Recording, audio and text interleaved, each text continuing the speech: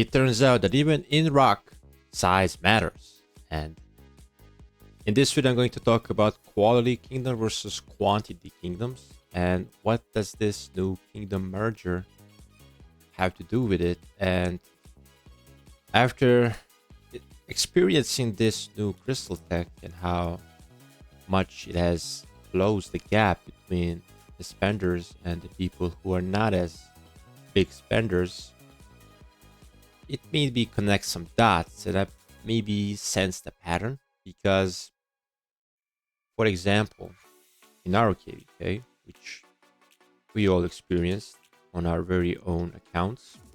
So prior to the KVK, we were the strongest kingdoms in terms of kill points, deaths, and even now at the end of KVK, we performed the best, but ultimately it wasn't enough to claim victory.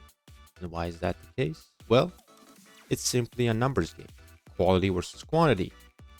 I believe our alliance, which has like maybe 50 players, give or take, has a quality ball than any of our opponents. Probably allies. In the whole KVK, I would bet our ball clears all of these balls. But ultimately, it does not mean much if the enemy is just overwhelming you. And that's what happened to us here in Kingsland. I'll show a brief recap once again. So, in Kingsland, we were here, we were up against one camp, and we were holding off strong. We were burning, we were progressing. But our allies got neutralized, and another camp joined in, and they got to support their own ally here. And it doesn't matter how strong our ball is, it didn't matter because we were overwhelmed. Nothing we could do. Even though we had probably player to player stronger marches, better equipment, all that good stuff. And I noticed that this was not this KVK's case. I watched the 1846 KVK, where 1846 lost against quote unquote weaker opponents because they were outnumbered in Kingsland. And I would like to use an analogy of a very famous battle that I think all are at least acquainted with, and that is the Battle of the Hot Gates of the 300 Spartans. So if you're not familiar with the whole story, or if you just watched the movie, basically 300 Spartans came to stall the Persians, which were numered around 100,000 soldiers. So you had 300 Spartans, but of course this was not the real number. The real number was around 7,000 soldiers against 100,000 soldiers. And despite Spartans being the better ones and having the better combat prowess, training, and just better than any unit in the opponent's army, ultimately they held on strong at first, but as time came by, they were simply overwhelmed by all sides, and they could not do anything about it, even though they were better fighters than them. And that is what happened to 1846. They started off strong. They won their first zones, and when they got to Kingsland, they got overwhelmed. And I'd like to touch to see why. Because a kingdom like 1846, which is a very quality kingdom, doesn't have too many players because they chose quality over quantity. And I would wager that 80 to 90% of the players in 1846 got like as close to max tech as possible in the first zones. Whereas the opponent probably didn't have that percentage. Maybe they had like 40 to 50. And over time, the rest of that 40-50% that was missing, or say 50-60%, over time got stronger. And before Kingsland, you get the biggest cock rock, you get the big power boost, and those who were deemed weak in the first zones are now on par or like close to a par with the 1846 players. And the numbers, and then it's just a numbers game. And of course, eventually you will just drown because you do not have that advantage, even though you probably have the better commanders, marches, armaments, and whatnot. So it seems like with this new tech, And now the kingdom merger, which I found to be interesting. But I'm gonna say this in like the best case scenario. Let's say you get yourself 5 kingdoms in a camp, and they all merge, and they're all fighting kingdoms. Let's say the average around 50 fighters, or like between 30 to 50 fighters per kingdom. You got 5 kingdoms. You're looking at least 150 fighters, all the way up to 250. Maybe some that play more accounts, but just to even have 200 players in a kingdom with like 5 marches, you're looking at 1,000 marches on the field. And not a lot of quality will save you from that number if you don't have to match it, or you probably don't have to have the exact same number, but as close to it in order to be competitive. Because if you're close to it, at least you have the edge with your commanders and armaments, things like that. But as time goes on, you're gonna lose that edge probably, because, like I said, those spenders are probably going to be top heavy spenders, because in the first zones they're going to be able to have that edge. But over time, that edge will diminish, because simply more people will reach that level and you won't feel as special anymore. And I believe that's why whales probably complain about the new tech, because they don't feel that sense of superiority anymore. They don't feel that powerful.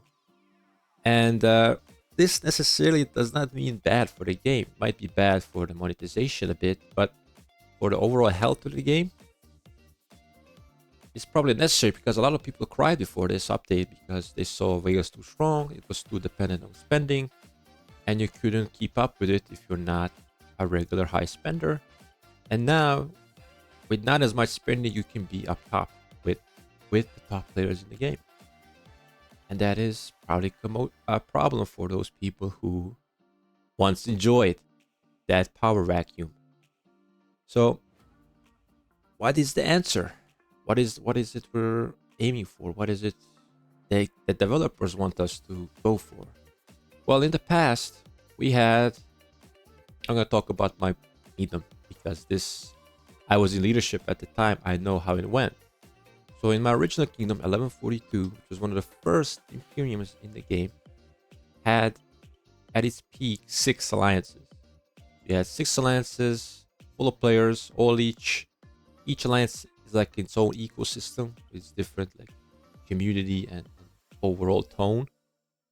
And to manage all those, well, in a way, there were many kingdoms, because there was a lot of players, a lot of good players that were the core of the alliance. And then you have to all make them happy, but you can't make them all happy.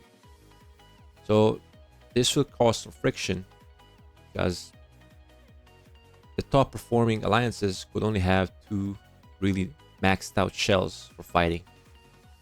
So you will always have that second alliance fighting for that spot to be the most competitive, to earn that shrine benefit.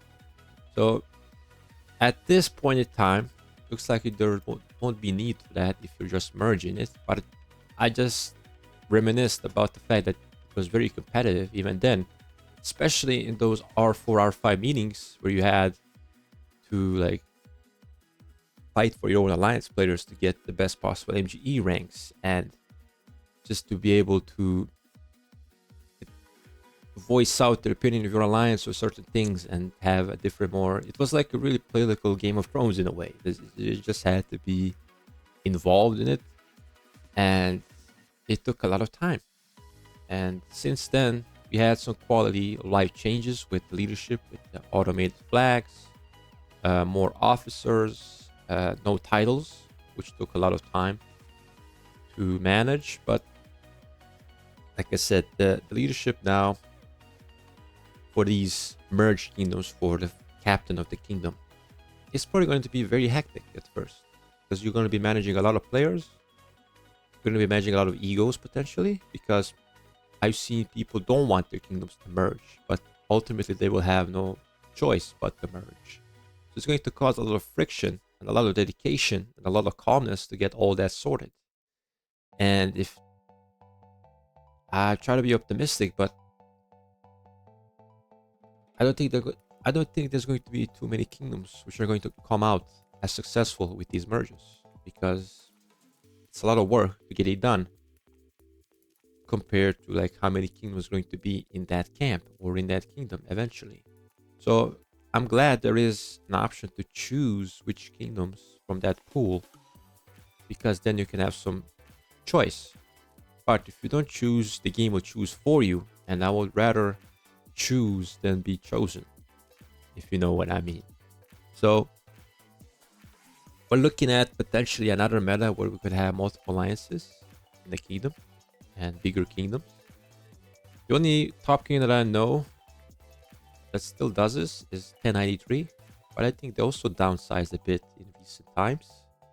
So if this goes on, especially with the 1960 like leadership changing hands, so it's always going to lose some players whenever there's a leadership change. It is inevitable.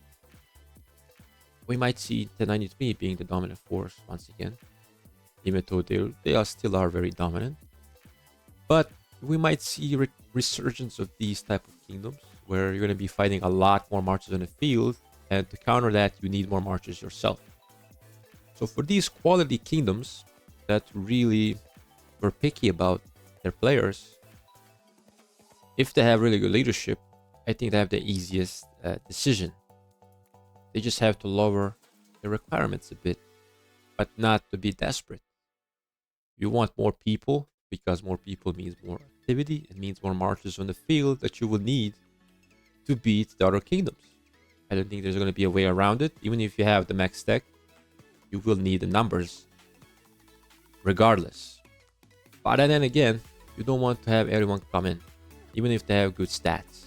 Because I'll say for experience, we had a good player in here in 2885, but it was very negative. It was very negative.